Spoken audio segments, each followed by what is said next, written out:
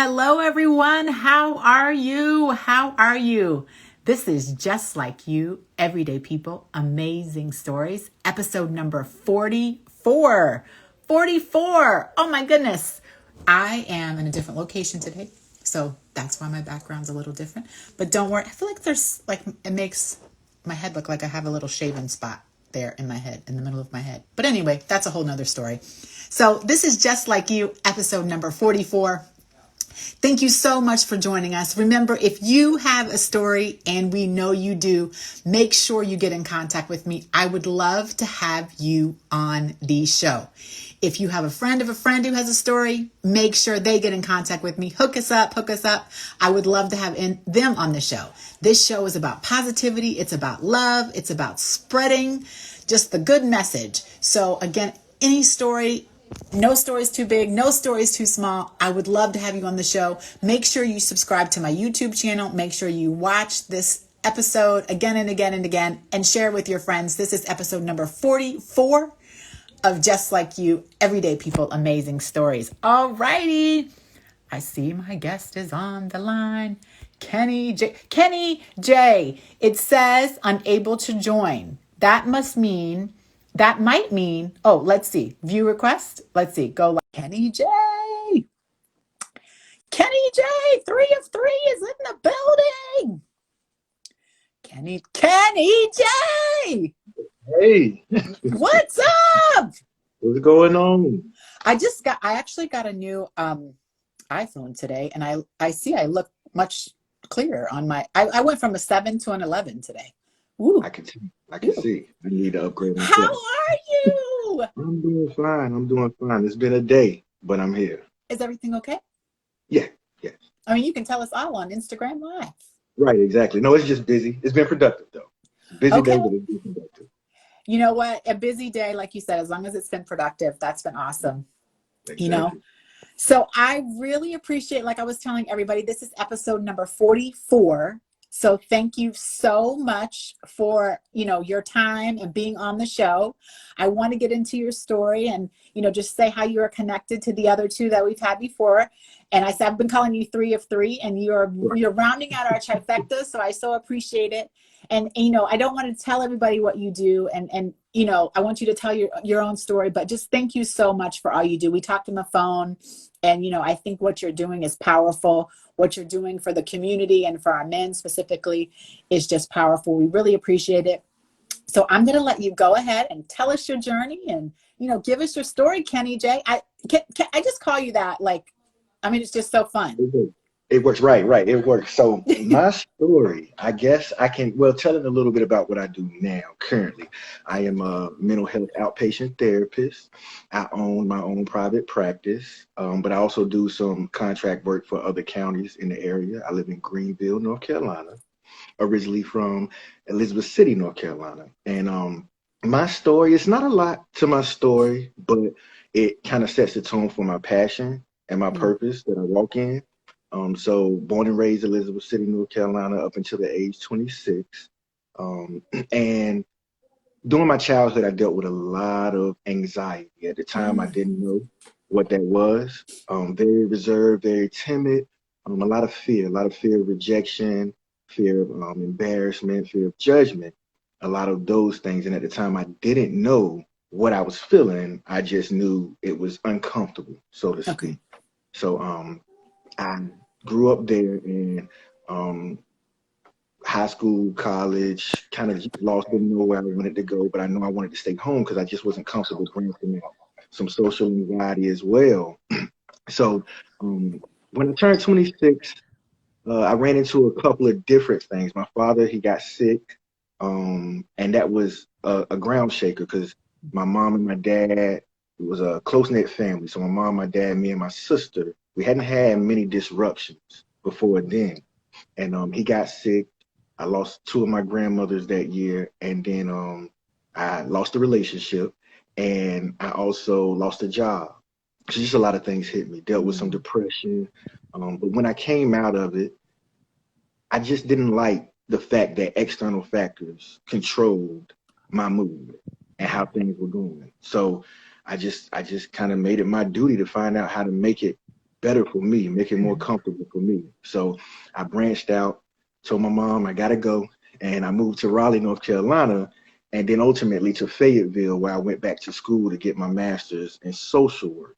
Okay. And then when I learned about human behavior and started learning more about what anxiety was, what some of my patterns were, and where they came from, I just drew this passion for trying to help other people break through that wall. Mm. So that's the short version. And then ultimately, I ended up going into the field of mental health. And now I do the private practice because it allows me to kind of set the tone as far as accessibility. So I work for other agencies where insurances will sometimes create barriers for people to be able to access the services, and then stigmas also. So I have a private practice, but it's a small setting. So no lobbies, it's just one-on-one. I set appointments, and I can also have a sliding scale for people who may not have insurance. So I can make it affordable. Okay. I like the fact that you said, go back to how you, and then how you do this for other people. I like the fact that you said, I didn't like the fact that external factors were controlling my mood. Right, right. So one of my things growing up, like I said, just fear of rejection, fear of abandonment, adjustments and things like that, but also relationships. One of the biggest things were just struggling through relationships, struggling through the ends of relationships, like breaking up with people and things like that. And I just didn't like where it would lead me. So I had to reframe my mindset and reframe how I view things. And I learned that perspective is reality, and just started working on some of those things that were in my mind of distorted thoughts, learning about why I view things a certain way, and the views and values that I didn't even make myself. I kind of were conditioned to feel that way. Just started sorting through some of those things, and then the journey started from there. Yeah, I think that's so powerful to, and now that you're sharing it with others, right? I think that, we all want to get to a space where we don't let external things affect our mood and then also take a look at kind of what you were saying, like what, I don't know if you use the word exactly triggers you, but, just kind of what put you there, right? And how can you kind of get control of that? Because we do allow so many things to control, our emotions and, to your point, our mental health, right? Right. But I want to ask you what, I just think that, first of all, I commend you for going into the mental health space. You mentioned stigmas earlier. What gave you the courage? And this is where I get into maybe advice for someone else to kind of take a look at that. What gave you the courage to kind of unpeel that onion for Kenny J? And now, thousands of other people that you're working with. What gave you that courage to do that? Because there is, something, there where people are like, I don't know if I want to unpeel that onion or unpack that baggage or, be into that stigma. What gave you the courage to do that? And what advice would you give someone else? For me, it really came down to the fact of, like I said, it felt like prison at one point. It felt like I just didn't, it was just frustrating. So for me, it was like a no other option type of deal. It was like I just don't have excitement in this moment with things, and I don't like this. And I know I'm not supposed to give up on everything, so I have to. But for people that might be struggling with it, what I would tell them to do is to start slow, connect with somebody that they feel like they can relate to. Seek somebody like a friend who may have already taken that route, and just sit with them. You don't have to necessarily go and engage in the assessment process right away. Sit with somebody and just ask them, hey, how do you feel? What do you get from it when you go to see your therapist or you go to see a counselor? And just start slow, prepare yourself mentally, and then take baby steps. I would suggest, like I said, seeking somebody who makes you feel comfortable. So if you try it, it's not a good experience, change to another provider, change to maybe somebody that you feel like can relate to you better. And I think those are important because I'm a proponent of therapy myself. I feel like we tune up our cars, we tune up, everything, right? But we don't tune up our minds and our brains and our mental health. I like you suffer from anxiety, so I'm there with you on that. So I definitely am with you. And I feel like that once we start, getting through these, I guess, barriers in our own heads, getting out of our, getting out of our own ways, if you will, that, we can start to unpack some of these things that may have affected us, or to your point, may currently trigger us, or, affect our mood. I think though, what, I think, and you can maybe speak to this better than me. I think it could be, I don't know if I want to say harder or maybe just different for our men. Yeah, So definitely. can you speak a little bit specifically to, you know, that, and how, I don't know if I want to say harder or less hard, but, a different path for our men than it is, our women, in a, in just a different way. Right, and I definitely see that because the culture of Culture. what society tells us a man is supposed to represent. It's supposed to represent strength, but it's also supposed to represent like this protective, secure space. You look more at the man of being the person who can hold and handle everything. So Mm-hmm. when you're talking about going and putting yourself in a vulnerable spot, when you're talking about going and getting assistance in general, that's things that some people deem as weak, without even realizing it. So it's like a conditioning. For women, it's okay, or girls in general, it's okay to show emotion. For Mm-hmm. men, not really taught to show emotion and lean on people.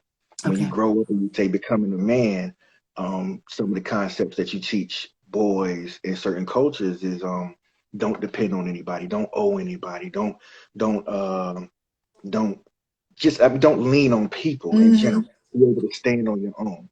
So that translates into other things if you don't sort that out for a person, or if a person isn't able to Mm. sort it out. And that's kind of what you see. Like even when you start from childhood, if a little girl falls, you pick them up, console them. But sometimes with certain fathers and certain parents in general, if a boy falls and he cries too much, it's get up, rub it off, Mm-hmm. tighten up, shake it off, and those things translate. They can translate into a certain conditioned mindset, and it shows when you Ah. start to look at these sectors. Yeah, I do think it's, I thank you for sharing that, because I just wanted, guests to hear that, I think you're kind of, like I said, hitting that niche where it's men. And I think that is important, because to your point, a lot of men, a lot of people in general, but we're speaking specifically men today, may have that feeling where I can't go to anybody, right? Right. Or I don't know if it's that they don't want to or they can't, and women have it too. But like I said, we're speaking to men today, but they can't go to anybody. They were told to get up, tough it out. You fell, get back on the bike, Right. get back on the whatever it is, keep it going. And I think to your point, that's what kind of sometimes leads us down this path of, you know, explosion later on in life, where we've just toughed it out too much, or we've not unpacked what that toughing out means, and how it affects us, right? And then we, later on, it's like, oh my goodness, we don't know where to go, and we don't know where to turn, and that's when things start to get very toxic, for Right. us. Right. So is there anything that you would tell anybody not to do? In general, Yeah, just from a standpoint of, like, we're talking about unpacking things, we're talking about what triggers us. Is there anything just in your profession, or anything of what you've seen, like what not, what somebody should not do? I don't know, maybe, I'm thinking to myself, not hold it in, right? Like, right, not. right. So definitely, that's what I was gonna say. From my personal experience and the work that I do, the main thing that I would tell them not to do is don't avoid whatever it Ah, is. You need to lean into it. Whatever it is, that do is, I not like it. avoid, and don't allow fear to guide your direction and guide your decisions. And the reason why is because I one, like it. that's a recipe for regrets. That's number one. But then number two, you're not going to be the same person you are today, years down the road. And you don't want to make decisions based off of the fear now. And then later look back and say, man, I wish I would have did that. Like I said, regrets in general, but you don't want to be moved by that factor. So whatever you do, if you want it, go get it. Put one foot in front of the other. The only thing standing in between you and whatever it is time. I like that. Don't avoid. Yes. And that goes for all of us. Again, we know, like I said, I've said it few times we're speaking with men today or to men today, but that goes with all of us. Don't avoid, because sometimes, because I mean, maybe I'm just speaking to myself, because I know, I could push it to the side and, deal with it another day. Right. But then the other day never comes, and there I'm stewing in it. Right. Whatever it is. Right. I'm stewing in it, trying to figure it out for myself, or even if it's a confidence issue, speaking to the women, sometimes it's like, for us, it's like we avoid doing things because we're not confident, where we may not be as secure as we'd like to be or whatever. But then it's like, if we can go to whatever it is head on, take on that challenge of why we're not confident. We're not confident because, we don't have any hair. We don't have any this, that, and the other. And, there's so many reasons why we need to lean into our confidence. So, I think for us, that's a good message too. For everybody, that's a good message, to not avoid. Do you want to tell us a little bit about what you're doing with regards to the community? And I know, you're doing some other things out there. What do you got going on with regards to building community and sharing? Right. So yeah, I'm gonna try to get everything. I know I'm gonna miss something, but the first thing that stands out is You Good Bro. I am a part of the podcast. So when you say I'm 3 of 3, I'm the third person interviewing from our podcast crew.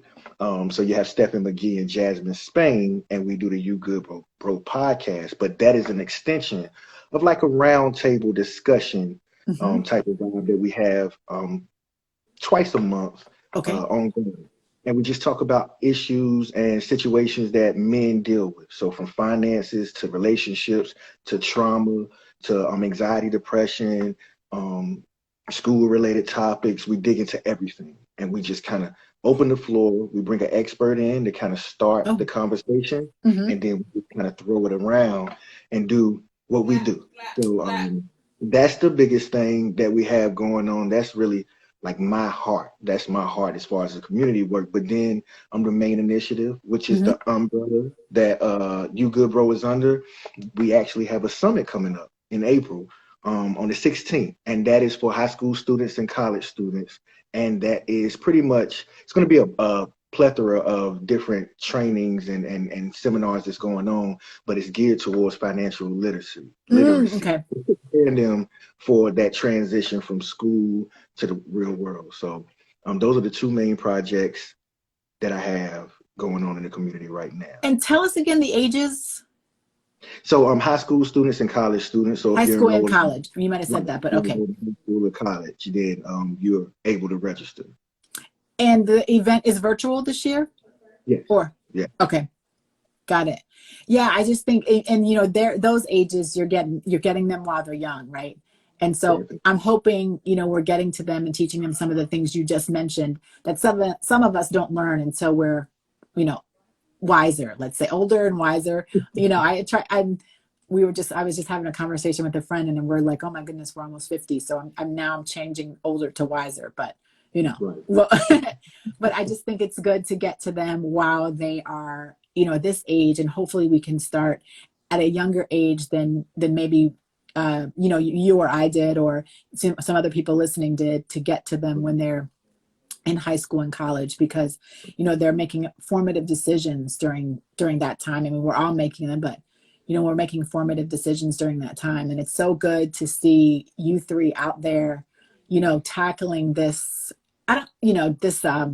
this stance, I don't want to call it an issue because it's life, right? But you're taking a stance for these young men and young people and saying, hey, we're here with you, because I think that lots of times, a lot of us want to know that we got someone on our side, right? We have and especially with men, to know that another man has your back. Right. I think is so important. What, I guess, what would you say, you've tackled your, things, right? The peeling back of the onion, you kind of see what triggers you. What will you say? And I want to know like what the future holds, but I want to know two things. I want to know what the future holds from a standpoint of like just business wise and professional wise, but I also want to know from a personal standpoint, like, how are you going to keep yourself going and motivated? Because I know for myself, like, anxiety can creep up on me, right? There's some days where I wake up and I'm full of confidence and energy, and other days, not so much. So how do you keep yourself on this path of, you know, positivity? And I'm asking for me too, because I'm like, if you got any good tips. I think sometimes, like I said, I wake up and I'm like, oh man, like I could go back to bed or don't want to get out of bed. What does it look for? What does emotion look like for you forward? Or is that even a thing to say to men? Am I supposed to say emotion, or am I supposed to use So another word? you're definitely supposed to say. I encourage people to say emotion to men more because they need to embrace it and learn. Because that's one of my passions too, like just emotional intelligence, conquering Mm-hmm. your emotions and the way you receive other people, and it let it affect your emotions. But to your question, for me personally, it's just continuing to to increase in discipline, routine. Ah, Routine helps me a lot. And then spiritually, just continuing to climb spiritually. Over this last year and a half, my spiritual walk has grown a lot stronger, which has helped me a lot in that area of okay. anxiety, and any other moods that may come. So that's the main thing, just staying focused in terms of discipline and spirituality, and then health, making sure I take care of my nutrition. Tell us more about discipline. I want to hear more about that. I like that one. So I have this saying, and it probably didn't come from me. I kind of paraphrase it, but I have this Somebody had saying a of, saying, and you're using it. right, exactly. So when adversity hits you, you hear the cliche of you rise to the occasion, but that's not true according to my thought and my philosophy. What happens is when adversity hits you, you revert to your training. So discipline is Mm. consistency and repetition. So what happens is when you have those adverse days or you have those things that cause your body to go into autopilot, whatever discipline you have is going to show in those moments. So if you're a runner, you'll run. If you're a person that seizes up and freezes, then that's what's going to happen. So Mhm. my discipline requires me to make sure I put my body in a certain type of pattern. So Okay. when these adverse situations, these bad days come, my body automatically knows what the next step is. And That's that's good. yes. I like that, like putting yourself kind of in a pattern, like you said. I was actually that same friend that we were talking about earlier. I was talking about earlier. We were talking about running and how you're, you know, so you mentioned running, you know, getting your body like in that condition and you kind of know what to do. I was actually saying I probably won't be running anymore because, like I said, knees aren't what they used to be, but that's a whole different Instagram live show. But I think you're right. You know, you revert back to your training. I like that. When adversity comes, you revert back to your training. You revert back to those habits, right? And if you Right. create good habits, good training, good discipline, if you will, then when adversity comes, you're going to revert back to those good habits, those good training, that good discipline that you've created for yourself. True. And he, like almost like like working out, like muscle memory kind of thing. I think Right. is kind of what you're likening it to. And I think that's good because, you know, like I get what you're saying, like rising to the occasion. Like what's, I almost think like if I don't have any training or discipline, what am I going to rise? How am I going to rise to the occasion? Right. You can't pull nothing from thin air. Yeah. You're only going to go to what you know. That's what conditioning is, and that's what we're products of. Everybody, all of us. Right. So even with the stigma of mental health and people saying like, if I go to a mental health therapist, then something's wrong with me. No, what you're doing is you're going back and sorting through the conditioning that you were product of, and just making sure that it goes how you want it to go. So that discipline is a part of that. You put the pieces in place, and then you go forward. Yeah. Somebody's loving that. I didn't quite catch who it was, but I've seen some hearts go as you've been talking. I've been trying to capture them, but uh, I think I got yeah. Tucson, Tucci. Shout out Tucci, to Tucci. Yeah. what's up, Tucci? How are He's you? from back home. What'd you say? I say he's from back home. That's my guy. Oh, okay, back home. Yeah. I know. I don't know if you know this about me, Kenny J. I am actually from Virginia, so I'm not too far from back home. What I, part?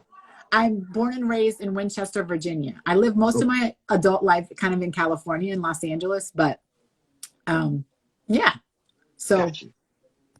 You yeah, right there. You stay right with us. Right there. so I'm not too far from down home. It still comes out every now and then. I My know husband it. says when I get mad, I have an accent, but you know, I don't know. That's what it says. Like you said, that adversity comes up and it goes right back to where it was. Yeah, exactly. I need to put discipline on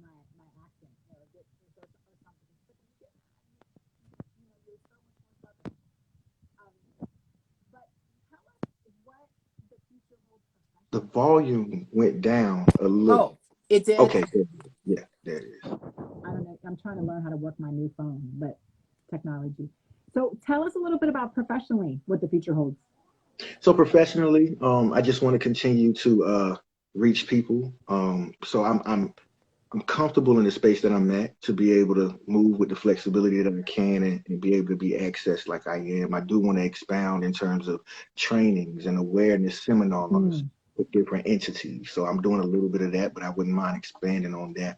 And then the other thing is I have a brand that I'm getting off of the ground. It's in the workings. It's actually built up, but I'm just trying to roll it out. But it's called God Sent, and it's just me kind of meshing two of my God Sent, Godcent. Oh, scent, like scent. Right, Okay. right, right. Mhm. So it's just bridging two of my loves. So I love music, and then I love therapy. I fell in love with therapy and just trying to blend those two worlds. So music and lyricism and therapy and just media content in that facet. So that and probably some books and some literature will come from under that umbrella. That's awesome. Yeah. So you're gonna And the volume went down again. music as well. He loves, mine. Is that better? Yeah. Can you hear me? Yeah, that's Okay. Yeah, he loves music too. right. He is quite the writer. Me, on the other hand, I have a lot to be desired. But I mean, I love music, but he actually has produced music in the past. So Okay. yeah, and it is the language of all, right? Music. Yeah, yes, definitely. Music brings you to places you never thought you'd go, and in your Right, feelings and emotions. Well, probably exactly. physically too, but that's a whole nother story. Right. So I mean, I just really appreciate what you're doing. I've said it time and time again. I mean, I just think mental health is such an important topic. And I think for those who are stepping out and sharing their stories and sharing their triumphs, sharing their adversities, sharing so many things and making it, okay. I applaud you for doing that because it takes a giant to, unfold you know, your life to the world and then Definitely. work on it, you know, Yeah. and that's hard. It's a lifelong process. Yes. It's a, commitment you have to make to yourself. I'm sure you've had to make some commitments or, explain some things to others that they may not have wanted to hear or may not have knew about you. And there's a lot, that comes with that and comes unpacking it as from childhood to adulthood. So I Yes. just want to thank you. We have 2 minutes left. Any final thoughts for the audience? And guys, I am going to post this on my Instagram. Mhm. I am going to tag Kenny J on this. I am going to put it on my story and tag him. I'm also going to put it on my YouTube channel and I'm going to send him to him. And if you are listening and would like to be on the show, I would love to have you. Just DM me. And if you also would take a look at Kenny J's handle, and if you have any questions for him and anything he's been up to, make sure you get in contact with him as well. So, Kenny J, final thoughts. Final thoughts. I encourage people to embrace mental health therapy, like you said earlier about the tuning of the car. Um, Mental is just as important as physical. And if you Mm, believe that it's important to get physicals and checkups to make sure that your body is doing well, there's nothing wrong with mental health maintenance. You don't have to go every week. You can just go to maintenance and make sure mhm. things are on point. And then the other thing, to my point that I spoke to earlier, don't make decisions based off of fear. So avoidance is toxic. Don't avoid. Whatever it is that's sitting in front of you and whatever you want to do, walk into it. It may be scary, it may be ugly, but I guarantee you can conquer it. And if you Mm. don't, when you're in a better space later, you may look back and regret it. So take it by the horns and go Do not avoid, folks. Do at not all. avoid. Walk into it. It's kind of like they say, walking into the light, walking into your light, I should say. And, don't avoid, walk into it, take control of it. Don't let external factors, that was one of the first things you said, don't let external factors take you. I think you Right, said don't let external factors take take control of your mood. Is that what you said? right, Don't let external factors take control of your mood. Kenny J, I just want to say thank you so much for coming on. Thank you for, not knowing me from a can of paint and agreeing to come on. And I really appreciate it. I hope you stay in touch. And if there's anything I can do for you, definitely reach out. I am, like I said, on location right now. So I normally call you, but what I'll probably do is I'll probably give you a call. You're on the East Coast time, so I'll probably try to give you a call tomorrow or even over the weekend. But Okay. I'm going to send all this to you and shoot you a quick text right now. And guys, this is going to be on my channel, on my YouTube channel. And make sure if you have a story, and we know you do, that you get in contact with me. Kenny J, be good to yourself, my friend. I definitely will. You do the And same. I'll talk to you soon. I'll be in touch. All right. Sounds good. Thank you, everyone. All This right. is Just Like You, Everyday People, Amazing Stories, episode number 44. We'll see you next week. Bye-bye.